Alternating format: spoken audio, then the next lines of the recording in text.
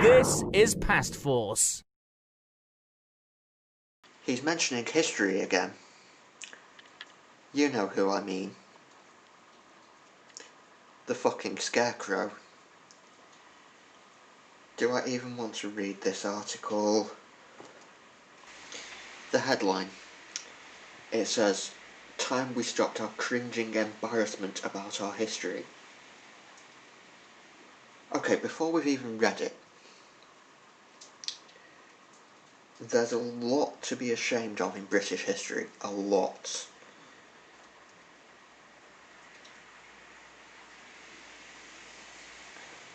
I assume he's talking about the Empire. About slavery, and that's something we should be ashamed of. That's something we shouldn't celebrate. That's something we shouldn't be holding up as some sort of glorious aspect of the past. Do I even want to read this? I'll come back once I've read this.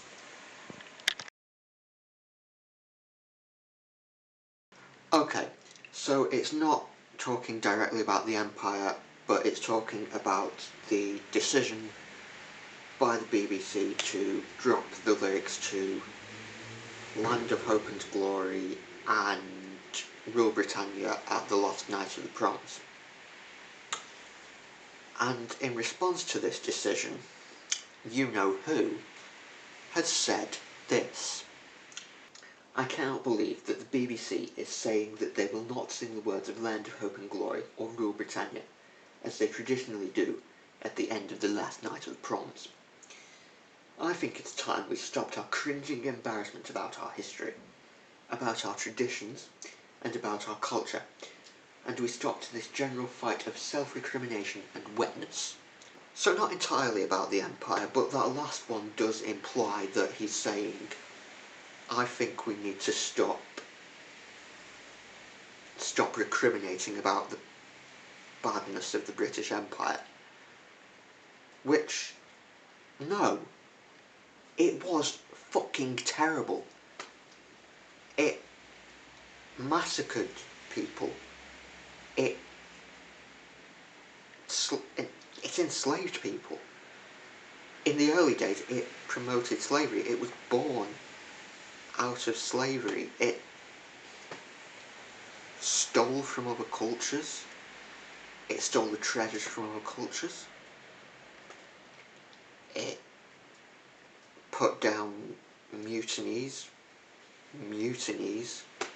with terrible force, right up until the 1950s. It inspired this superiority, this undeserved, untrue superiority. It's not something we should be proud of. But here's his scarecrowiness saying we should be proud of it, which we shouldn't. It's like saying, oh, I'm proud of the school bully. No, you shouldn't be. You should be dragging him to the headmaster's office. As for Land of Hope and Glory and Rule Britannia, they are imperialistic, nationalist songs. Land of Hope and Glory contains the lyrics, "How shall we extol thee, who abode of thee?" In other words, how shall we celebrate you? How shall we make your greatness known? Wider still and wider shall thy bounds be set. In other words, you'll keep growing. Imperialism. Should we really be singing a song that celebrates imperialism? As for Rule Britannia, again, it's an imperialist song. It's a nationalist song.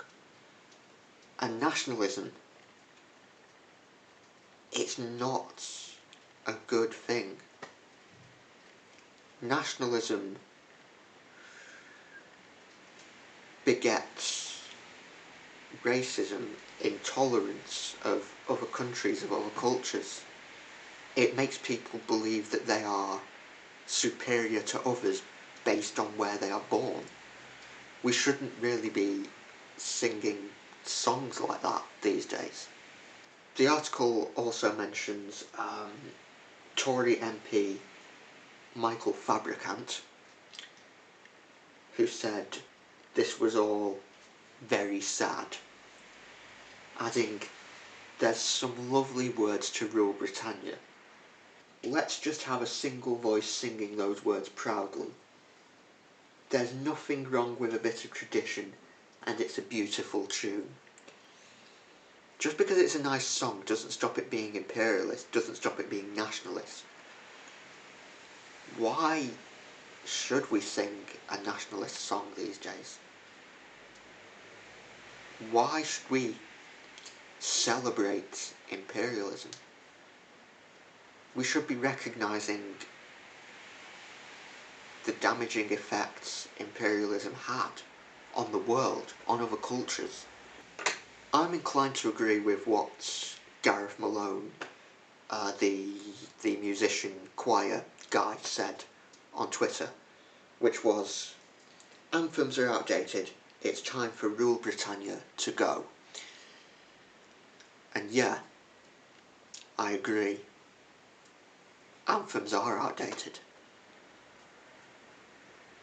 We live now in a multicultural world. We shouldn't be encouraging nationalism. And it's not a general fight of self-recrimination or wetness to admit that what your country did in the past was wrong. In fact, it's incredibly grown up, it's incredibly responsible, and it's something that we should be doing more of. We should be saying, yes, this was a bad, terrible thing. Because we cannot move on, we cannot progress as a society until we admit the mistakes of the past.